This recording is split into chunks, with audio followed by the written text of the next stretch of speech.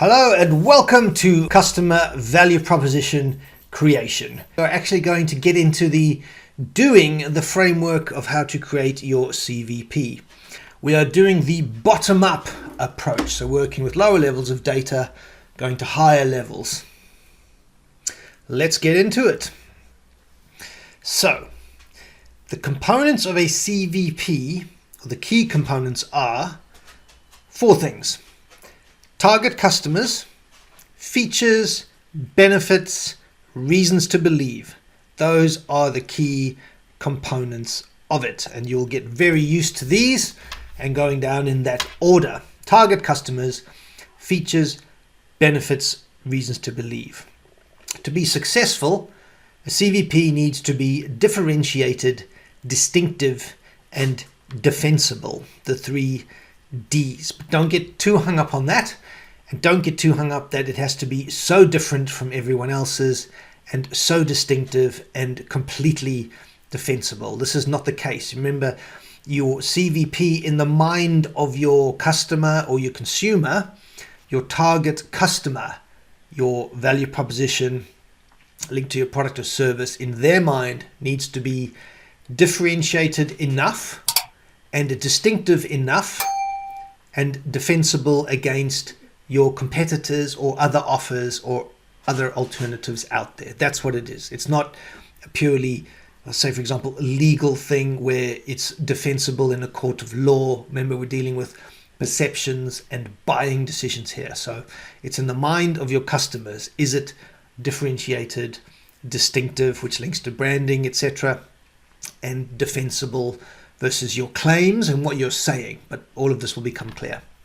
So just for now, the key takeaway here is the key components are these four things: target customers, features, benefits, and reasons to believe. And this, ladies and gents, is it. This is the framework that we will be using.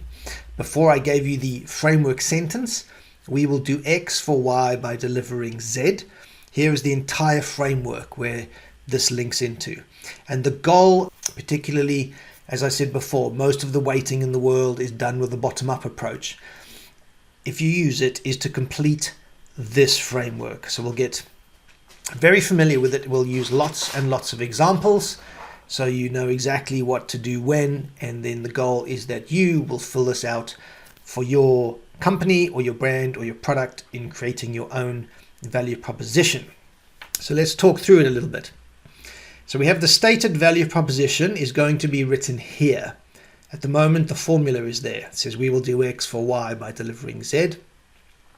And here, because this is the framework, you delete what you don't need. So the value proposition, is it at a company level or a brand level or a product level? And you just delete the ones you don't need. So you say this is at a company level.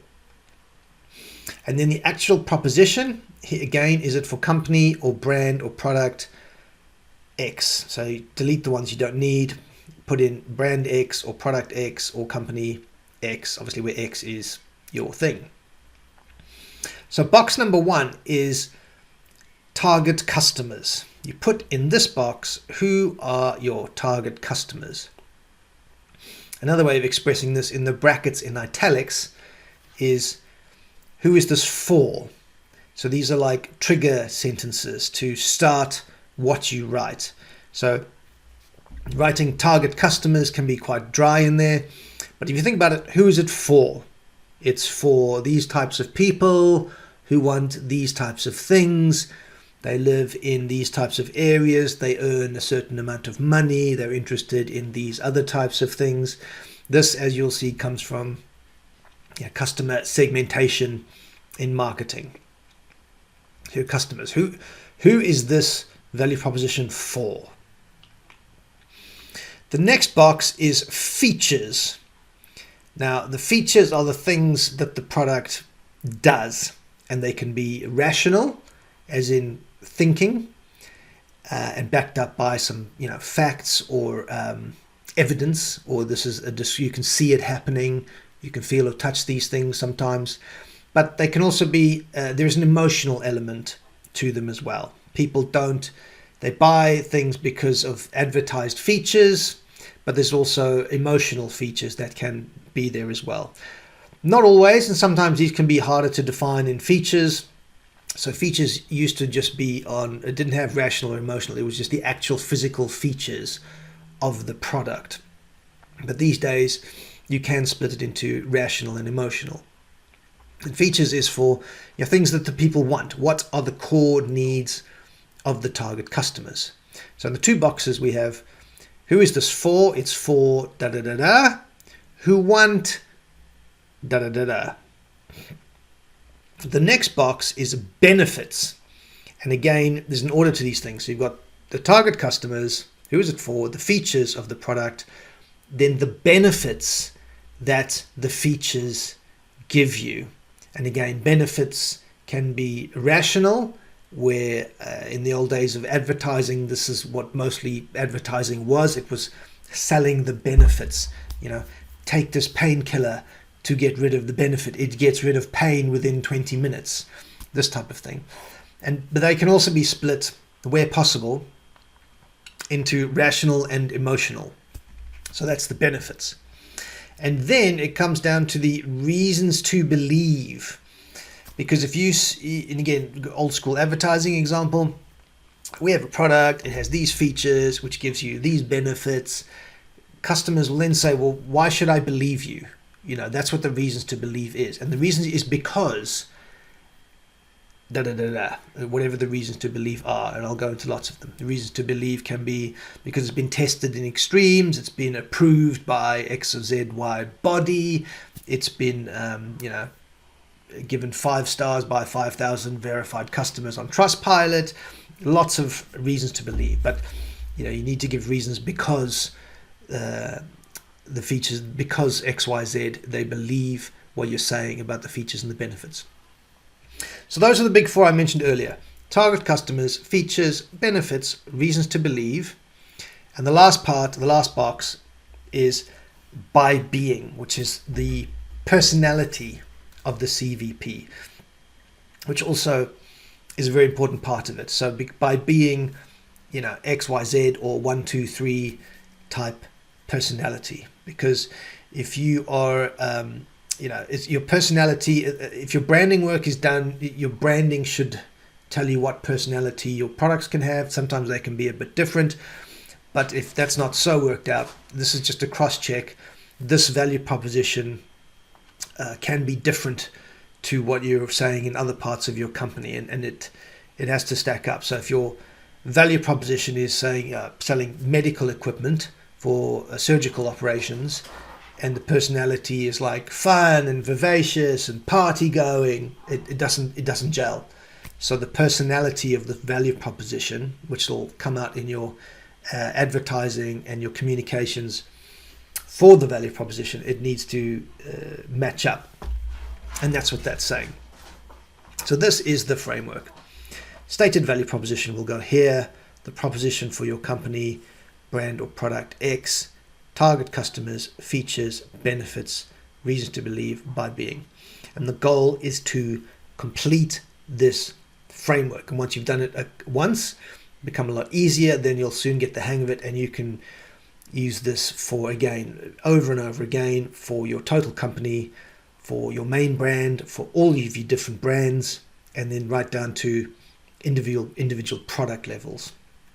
Okay, so the next thing to obviously do would be, let's look at firstly a reminder of the full process of where this framework sits within the full process to make a CVP.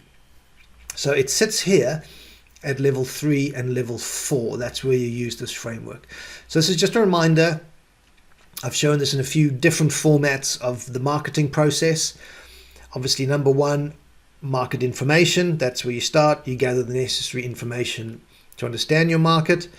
We do have a module and a course on that within Steps to Growth within our school environment. If you need something of how to gather your market information, there's a link in here. I'll put it in the show notes, but also just search in school and you will find it. Then from your market information, you gather customer information. How do you do customer profiling, segmenting, and targeting? This is to get your target customers. profile the different types of customers that exist in your market, segment them into profiles. Segments just means like a piece of pie or a piece of cake. You have one big thing and you cut it into segments depending on the different types of people that exist in that market, and you decide which one you are targeting. You can't target 100% of a market, so say 100% breaks into 5 segments and your target market is 2 of the segments based on what customers live in there. We do also have a course and materials of how to do that. I don't have the link here yet because at the time of this production it's not fully ready, but it will also be in school, searchable for customer profiling, and you can get help with that if you need that. And after you've done that, it's define core wants, needs, reasons to believe, and the product implications, develop the CVP. That is where we are now. That is where you use this framework to do that. And once you've done that, then obviously you move into the supporting environments around the product, which is the marketing communications, the execution of the campaigns, the communications, as well as things like advocacy, adjacency, partnership, services, etc. So this was just a quick reminder of the full process to make a CVP going down here within the wider marketing framework, where this framework sits, and we do have support to complete 1 and 2, but currently we are 3 and 4. We're going to use this framework to create the CVP, assuming you've already got 1 and 2 in a good place.